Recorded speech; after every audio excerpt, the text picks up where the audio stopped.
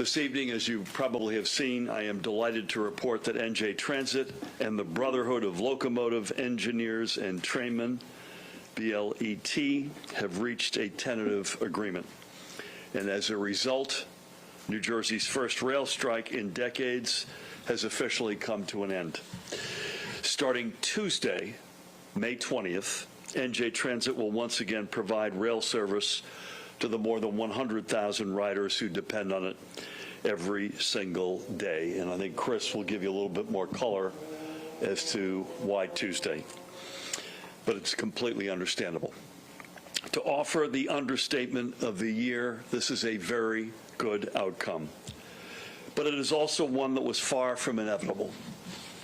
So first and foremost, I want to thank the guy to my right, the exceptional President and CEO of NJ Transit, Kris Kolluri, along with his entire extraordinary team, many of whom are represented with us today. This is a team sport, and it doesn't, as good as this guy is, it does not get done without extraordinary efforts by this group to my left and their colleagues.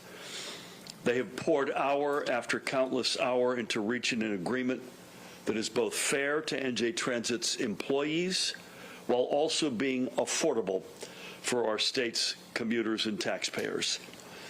And they have proven once again why New Jersey is the quintessential organized labor state. Even in the midst of a seemingly intractable situation, Kris and his colleagues never gave up on providing our locomotive engineers the raises they have earned, while also ensuring that our public transit system remains accessible and affordable. Now, I am not going to dive into the specifics of the agreement at this moment. Instead, let me simply offer my deepest gratitude again to Kris, his colleagues, along with the BLET's representatives who came back to the table to seal the deal. This is a very good day for New Jersey. And the sound that you probably hear is the sound of our state's commuters breathing a collective sigh of relief.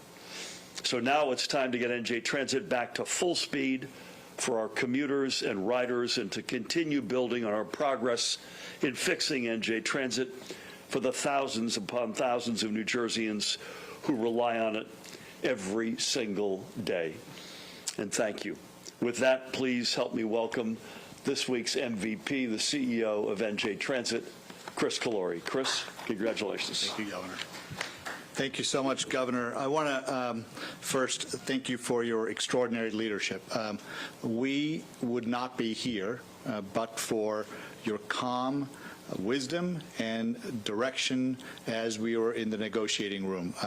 I've talked to you more than you probably want to talk to me over the last several weeks, but I particularly want to thank your senior staff as well.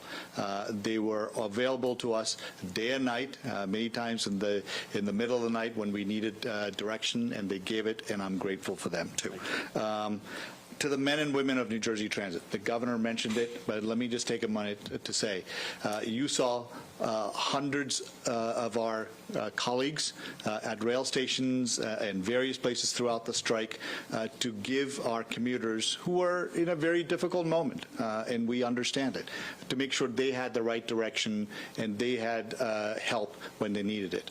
But I also want to recognize the thousands of our staff members who are invisible to the outside world, but were working hundreds of hours collectively to make sure we positioned our pre-strike events correctly, and they will now help us get the rails ready for opening on Tuesday.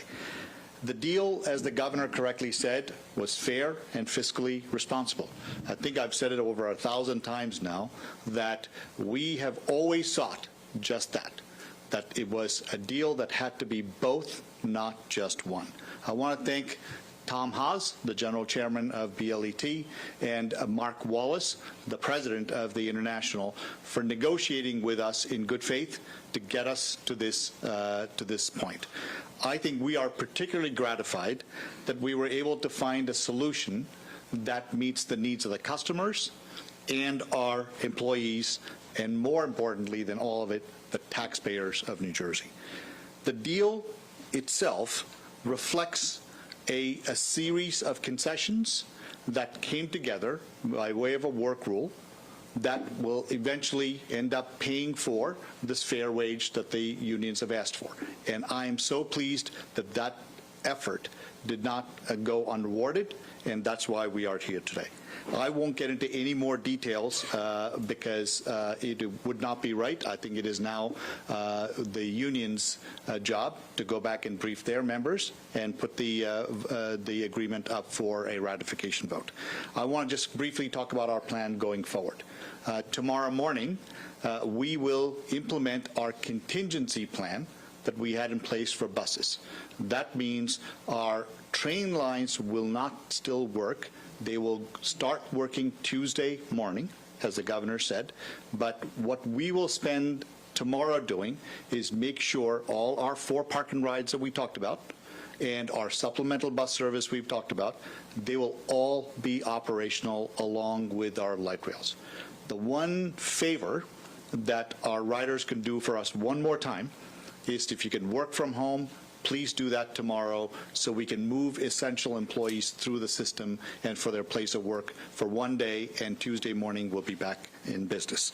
I also want to remind our riders that Amtrak, PATH, the ferries, and the light rail all continue to work just as they've been doing since Friday. And let me finally thank the 350,000 riders to whom we are so grateful, because we understand that the strike, just like it was not of our choosing, it was not of their choosing, but they really gave us the space to do our job and to make sure we do it as well as we could under the circumstance. I promise you, we are now going to work from tonight till Tuesday morning to get the rails operational so we can get everybody back to a sense of normalcy. Governor, thank you again. Thank you, Kris. Thank you, sir. Thank you, man. And reiterate one point you made in particular. If both employers and employees tomorrow could please give us one more day of work from home, that would be a huge, huge boost. The park and ride locations are Secaucus, PNC Bank Arts Center, Woodbridge, and Hamilton. That's right. Those are the 4 big ones. And details on all of the above can be found on NJ Transit's website. Take any quick questions if you have them, please. We have been here before. What makes it different this time in terms of the union members ratifying this contract? Yeah, I don't want to speak for the union, obviously, and I'm thankful it takes, yeah, we have to pass the mic. Sorry.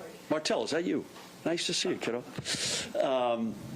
So the question was, why is it different this time? What has changed such that we think that the union would go ahead and ratify it? I don't want to speak for the union. I do want to thank them again for coming back into the table with Kris. And the National Mediation Board was there today as well, and we want to give them a shout out and thanks. Again, I'll let Kris answer as it relates to the details, but there's a real feeling that we landed in a really good place. You could argue we thought that before, I understand that, but this time it really does feel that way on both sides of the table. Again, I can't speak for the union, nor would I attempt to, but I'd say based on our side of the table, a high degree of confidence this will sail. But Kris, I'd ask you to put any color on that. Sure. The way I would answer is, look, the past is the past, but I think we learned some important lessons on what the membership wanted, and I think the union this time did a really good job of clarifying, if you will, their positions, and in these negotiations, we were able to go point by point. In addition to the broader issue of fair wages, we were able to go point by point and talk about some of those provisions that they cared about, and I think we were able to address to the satisfaction of them, and equally important, the taxpayers of New Jersey. This is all subject to an NJ Transit Board approval as well, so both of those, when we say tentative, that's subject to both the union's ratification and NJ Transit's board. How are taxpayers affected? How will it affect the taxpayers? Yeah, the taxpayer, from my humble opinion, is a winner here, because Kris was able to land. We've been pounding away on this point. It has to be fair for the locomotive engineers, but it also has to be fiscally acceptable to NJ Transit and indirectly, therefore, for taxpayers. This is you may have heard me talk last Thursday night about a range between something that we could manage our way through that was single-digit millions or maybe double-digit millions of an impact versus nine-figure impact. And we were able to land, I should say we, Kris and his team were able to land this in the right neighborhood as it relates to taxpayers and the fiscal question. Anything you want to add to that? You're good. Mark, Hello. nice to see you, buddy. Hey, how are you? Long Good to see you. time. How much will this strike cost New Jersey Transit? Kris, I don't have off the top of my head. We had estimated it to be $4 million a day. So, look, and I want to say this to you. Money is a very important metric, as the governor said. He and I are almost obsessed with how much we spend on these kinds of things. But our first priority was to make sure we provided the service the commuter is expected. And I think we did that. And now we will spend a look at what we've spent and true up our expenditures and see where we go. You know, we talked about Friday's commute when we were anticipating it Thursday night.